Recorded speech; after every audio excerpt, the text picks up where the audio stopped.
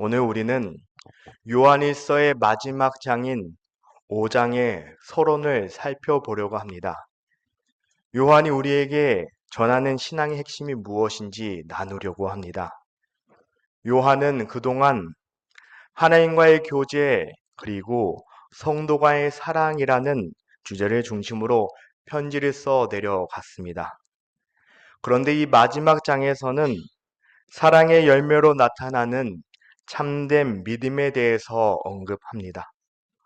우리는 지금 혼란스러운 시대를 살아가고 있습니다. 무엇을 믿어야 할지, 무엇을 바라봐야 할지, 어떤 것이 진짜인지 참 분별하기 어려운 시대를 살고 있습니다. 하지만 성경은 분명히 말합니다. 모든 믿음이 구원에 이르는 것이 아니다라고 합니다. 오직 예수 그리스도를 하나님의 아들로 고백하고 그분을 전적으로 신뢰하는 믿음만이 이 세상을 이기고 하나님의 생명에 참여할 수 있다라고 합니다. 그렇다면 참된 믿음은 무엇일까요? 그것은 예수님이 그리스도이심을 믿는 믿음입니다. 동시에 예수님이 하나님의 아들이심을 고백하는 신앙입니다. 이 믿음 속에서만 세상을 이기는 참된 능력이 있습니다. 하지만 많은 사람들이 이러한 믿음의 주, 곧 우리를 온전케 하시는 예수님을 바라보기보다는 다른 것을 더 신뢰합니다. 그러나 그런 믿음은 결코 세상을 이길 수 없으며 영생을 줄 수 없습니다. 이제 요한이 전하는 참된 믿음과 승리를 이 말씀을 통해서 함께 살펴보도록 하겠습니다. 먼저 1절입니다. 함께 읽겠습니다. 예수께서 그리스도심을 믿는 자마다 하나님께로부터 난 자니 그에게 난 자를 사랑하니. 아멘. 여기서 가장 먼저 주목할 것은 믿음의 대상과 성격입니다. 요한은 예수께서 그리스도이심을 믿는 자마다 라고 말합니다. 여기서 믿는 이라는 동사는 현재형을 사용하고 있습니다. 과거에 한번 믿었다는 의미가 아니라 지속적으로 이어지는 그 신뢰를 뜻하고 있습니다. 마치 매일 아침에 누리가 눈을 뜨면서 오늘도 나는 예수님 믿는다라고 고백하는 삶의 태도와 같습니다. 또한 그리스도라는 호칭은 예수님의 이름이 아닙니다. 기름 부음을 받은 자, 곧 하나님이 보내신 그 메시아를 의미합니다. 따라서 예수께서 그리스도이심을 믿는다는 것은 나사렛에서 태어난 예수가 바로 구약에서 예언된 하나님의 구원자, 인류의 메시아이시다라는 신앙의 고백입니다. 이 믿음은 머리로 아는 것이 아니라 머리로 아는 것에 끝나는 것이 아니라 우리의 삶 전체를 믿음으로 고백하는 것입니다. 예수 그리스도께 우리의 마음을 의탁하고 순종하는 전인격적인 신뢰이며 성경이 말하는 오직 하나뿐인 참된 믿음입니다. 그 다음 표현을 살펴보면 하나님께로부터 난 자라는 말이 나옵니다. 여기서 난은 이미 일어난 사건을 가리킵니다. 즉 우리가 믿었기 때문에 하나님께로부터 난 것이 아니라 하나님이 우리를 먼저 거듭나게 하셨기에 우리가 믿게 되었다는 말입니다. 이것은 믿음이 구원의 조건이 아니라 구원의 결과요, 증거라는 것을 뜻하고 있습니다. 마치 열매는 나무가 살아있다는 증거인 것처럼 믿음은 우리가 하나님께 속한 자라는 살아있는 증표입니다. 그러므로 이 믿음은 인간의 의지나 노력으로 생기는 것이 아니라 하나님께서 은혜 주시는 선물입니다. 그렇게 에베소서 2장 8절에 너희는 그 은혜에 의하여 믿음으로 말미암아 구원을 받았으니 이것은 너희에게서 난 것이 아니요 하나님의 선물이라. 예수께서 그리스도이심을 믿는다는 것은 이 고백은 거듭난 자만이 할 수 있는 고백입니다. 바로 이것이 복음의 능력이며 하나님이 우리 안에서 이루신 새 생명의 증거입니다. 또한 낳으신 이를 사랑하는 자마다 그에게서 난 자를 사랑하느니라. 이 문장은 앞선 내용과 자연스럽게 연결됩니다. 하나님을 사랑하는 자는 그분의 자녀들도 사랑하게 된다는 그 진리를 강조하고 있습니다.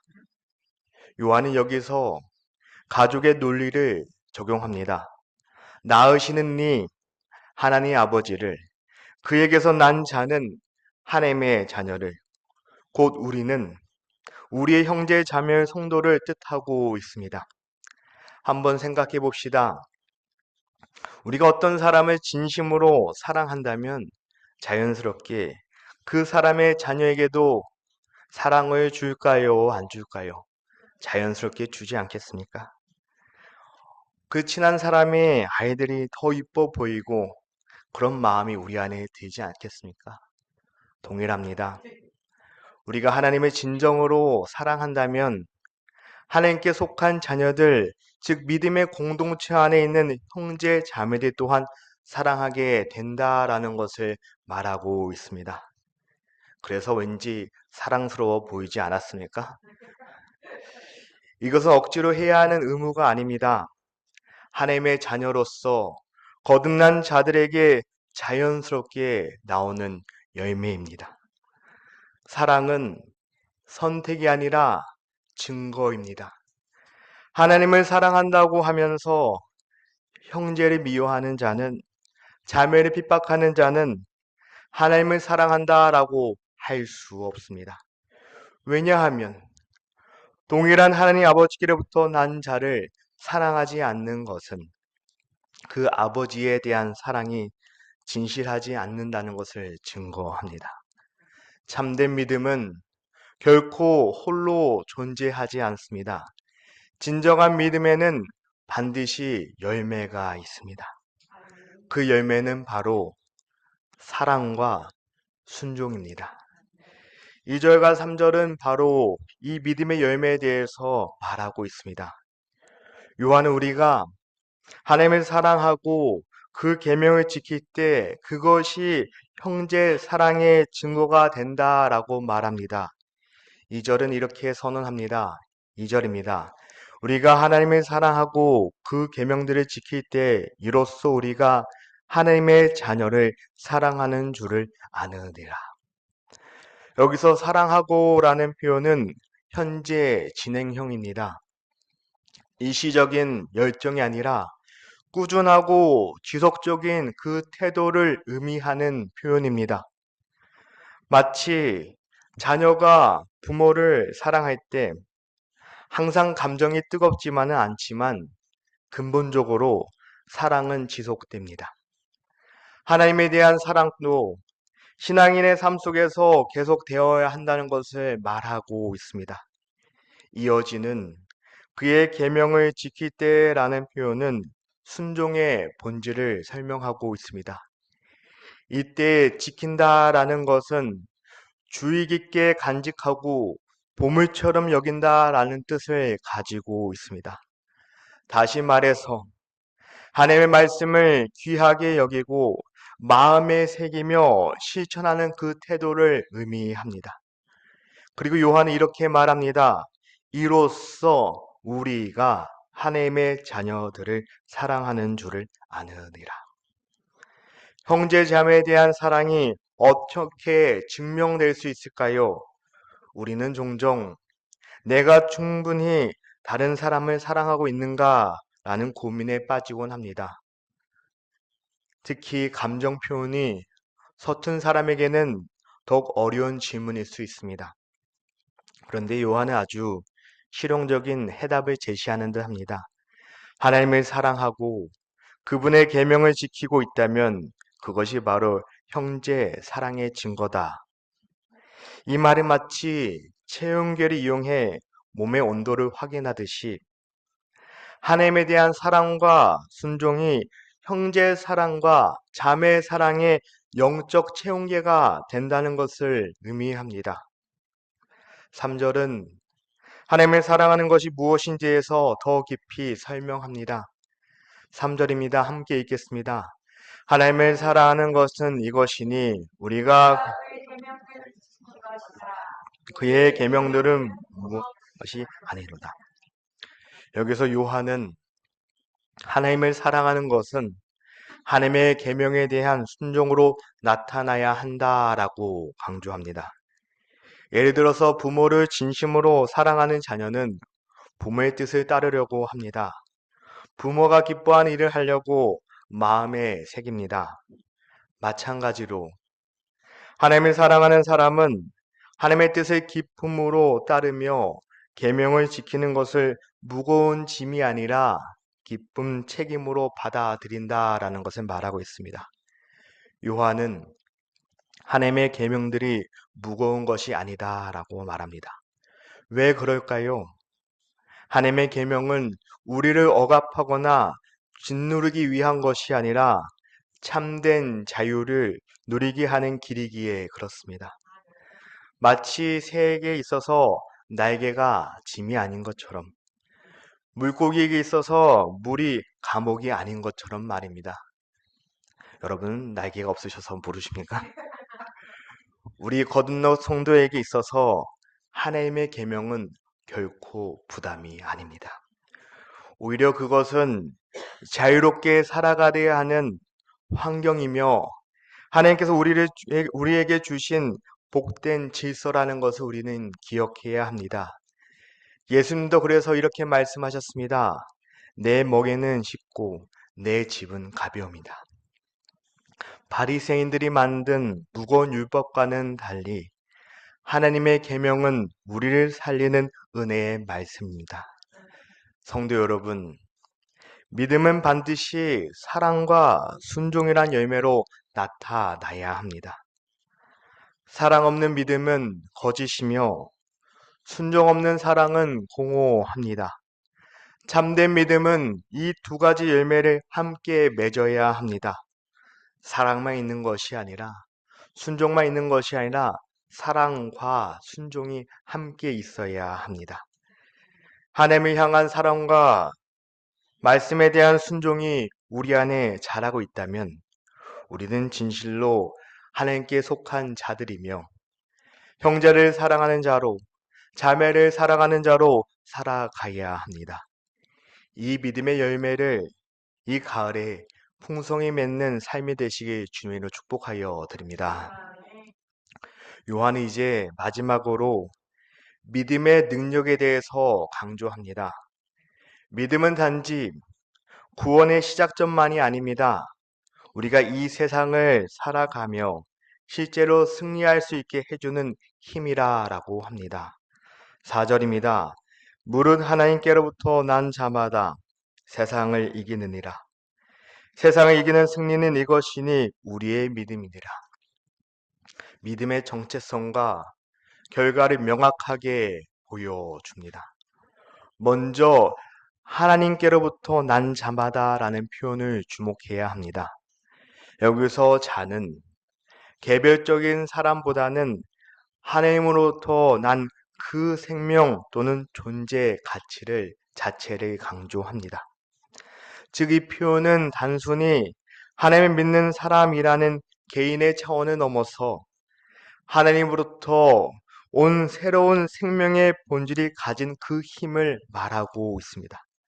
그리고 요한은 선언합니다. 세상을 이기느니라. 여기서 말하는 세상은 하나님 없이 살려고 하는 모든 것들, 곧 하나님을 대적하는 모든 것을 뜻합니다. 그러나 하나님께로부터 난 자는 이런 세상의 가치에 굴복하지 않고 도리어 그것을 이긴다라고 말하고 있습니다. 이기느니라라는 미래의 어떤 가능성이 아니라 지금 이 순간에도 계속해서 승리하고 있는 현재 진행형의 믿음의 힘을 말하고 있습니다. 왜 이런 승리가 가능한가요? 요한은 이어서 말합니다. 세상을 이긴 승리는 이것이니 우리의 믿음인지라. 여기서 승리는 어떠한 이론적인 개념이 아니라 실제적인 결과를 의미합니다. 그런데 그 승리의 비결이 다름 아닌 우리의 믿음이라고 선언합니다. 하지만 여기서 조심할 것이 있습니다. 이 말은 내가 열심히 믿었더니 이겼더라 라는 자기 주장이 아닙니다. 원문에서 이기는 이라는 동사는 과거 완료형으로 기록되어 있습니다. 이미 그 승리가 성취되었다는 것을 의미합니다. 우리가 무엇을 해서 이기는 것이 아니라 예수 그리스도의 십자가와 부활을 통해 이미 이루어진 그 승리에 참여하는 것을 말합니다. 즉 믿음은 우리가 싸워야 할 전쟁에 대신 싸워 승리하신 예수님의 승리를 우리의 삶에 적용하는 도구라라는 것을 말하고 있습니다. 5절에서 요한은 믿음의 대상을 더욱 분명하게 말합니다. 5절입니다. 예수께서 하나님의 아들이심을 믿는 자가 아니면 세상을 이기는 자가 누구랴. 여기서 요한은 질문을 통해 답을 이끌어내고 있습니다. 그리고 그 답은 명확합니다. 그 누구도 아니다. 오직 예수께서 하나님의 아들이심을 믿는 자만이 세상을 이기는 사람이다 라고 말하고 있습니다. 하나님의 아들이라는 표현은 하나님과 본질적으로 동등하신 참 하나님이심을 믿는 신앙을 고백을 뜻하고 있습니다. 1절에서 예수님을 그리스도라고 고백하는 것과 변행하여 요한은 이제 예수님이 하나님이심을 통해 그분의 신성과 구원의 절대성을 강조하고 있습니다. 왜 오직 예수님을 하나님의 아들로 믿는 자만이 세상을 이길 수 있는지에 대해서 말하고 있습니다.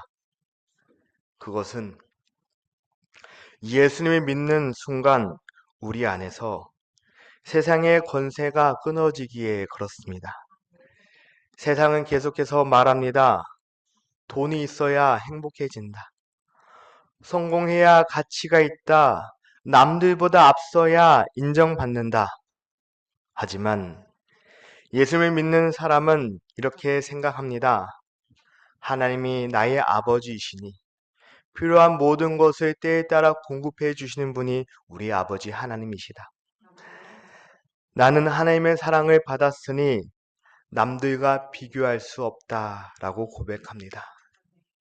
이런 믿음의 고백은 세상이 우리에게 씌우는 굴레를 하나씩 끊어지게 합니다.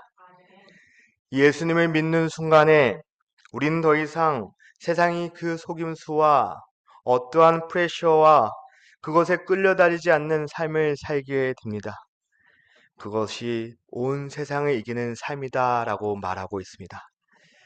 결국 믿음은 긍정적인 사고 방식이 아닙니다. 그것은 세상의 유혹, 마귀의 공격, 죄의 권세를 실제로 이기는 능력입니다. 이 승리는 단 한 번의 전투에서 끝나는 것이 아닙니다. 우리의 일상 속에서 끊임없이 나타나는 지속적인 승리입니다. 믿음은 매일의 삶 속에서 현실과 싸우며 우리를 승리하게 하고 하나님의 뜻에 순종하게 하며 형제를 자매를 사랑하는 열매를 우리가 맺을 수 있게 하는 것입니다. 여러분, 오늘날 우리는 수많은 유혹과 세속적인 가치관 속에 살고 있습니다. 하지만 참된 믿음은 우리로 하여금 두려움 없이 세상을 향해 담대히 나아가게 하며 진리 위에 굳게 서게 합니다. 우리가 예수 그리스도를 하나님의 아들로 믿는 그 믿음은 이미 승리하신 주님의 승리를 우리의 삶 속에서 실현하게 하는 능력입니다. 그러므로 오늘도 이 믿음 안에 굳게 서서 세상을 이기는 자로 살아가기를 주님의 이름으로 축복합니다. 오늘 우리는 본문을 통해 참된 믿음이 무엇이며 그 믿음이 우리의 삶 속에 어떻게 드러나야 하는지를 함께 살펴보았습니다. 다시 한번 정리해 보겠습니다. 첫째, 참된 믿음은 예수께서 그리스도이시며 하나님의 아들이심을 고백하는 신앙입니다. 이는 단순한 어떠한 종교적 동의나 정통적인 신앙 습관이 아니라 우리의 삶 전체가 예수 그리스도께 의탁하고 전적으로 그분을 신뢰하는 우리의 믿음의 고백입니다. 이 믿음은 하나님께로부터 거듭난 자만이 할 수 있는 고백이며 우리의 영적으로 다시 태어난 출생이 나타나는 확신한 증거입니다. 둘째, 참된 믿음은 반드시 열매를 맺습니다. 그 열매는 하나님을 향한 사랑과 그리고 계명에 대한 순종으로 나타납니다. 하나님을 사랑한다 하면서 형제와 자매를 미워하거나 말씀에 무관심한다면 우리는 우리의 믿음을 다시 한번 점검해 보아야 합니다. 사랑 없는 믿음은 거짓이고 순종 없는 사랑은 공허하다라고 하였습니다. 하나님을 사랑하는 자는 반드시 하나님의 자녀들을 우리 믿음 공동체 안에 형제 자매들을 사랑해야 합니다. 주님의 이름으로 사랑합니다. 셋째입니다. 참된 믿음은 세상을 이기는 능력이 있다라고 하였습니다. 이 세상은 끊임없이 우리에게 하나님 없이는 살 수 있다라고 속삭입니다. 그런데 하나님께로부터 난 자는 곧 예수님을 하나님의 아들이라고 믿는 자는 이 세상의 유혹과 두려움을 이기는 능력을 하나님으로부터 받게 됩니다. 왜냐하면 우리가 스스로 이기는 것이 아니라 이미 세상을 이기신 예수 그리스도의 승리에 우리가 참여하기에 그렇습니다. 그러므로 사랑하는 성도 여러분, 우리는 이 세상 속에서 홀로 외톨이처럼 고립된 존재가 아닙니다. 우리는 이미 승리하신 주님과 연합하는 자들이며 그분의 승리를 우리의 일상 속에서 살아내야 할 사명을 받은 자들입니다. 이 믿음은 절망 속에서도 우리가 소망을 품게 하는 것이고 미움 속에서도 사랑을 실천하게 하며 그 혼란 속에서도 진리 위에 굳게 서게 하는 그 능력입니다. 이제 말씀 앞에 우리의 자신을 돌아보아야 합니다. 나는 예수 그리스도를 나의 구주요 하나님의 아들로 진실하게 믿고 있는가? 내 삶 속에 그 믿음은 사랑과 순종의 열매로 나타나고 있는가? 사랑이 있는데 순종이 없습니까? 순종이 있는데 사랑이 없습니까? 이 두 가지가 같이 나타나야 합니다. 나는 세상을 이기는 믿음의 능력 안에 거하고 있는가? 이제 우리 모두는 이 참된 믿음 위에 굳게 서서 흔들리는 세상 속에서 흔들리지 않는 믿음으로 살아가기를 바랍니다. 그리하여 우리 매일의 삶 속에서 하나님의 승리를 누리며 이 시대 가운데 내가 믿음의 증인으로 서기를 간절히 소망합니다. 그 믿음의 길 위에 선 여러분 모두, 여러분이 가는 곳마다, 여러분이 머무는 곳마다 그 모든 순간순간에 하나님의 평강과 능력이 항상 삶 가운데 나타나시기를 주님으로 축복하여 드립니다. 말씀을 놓고 기도합니다.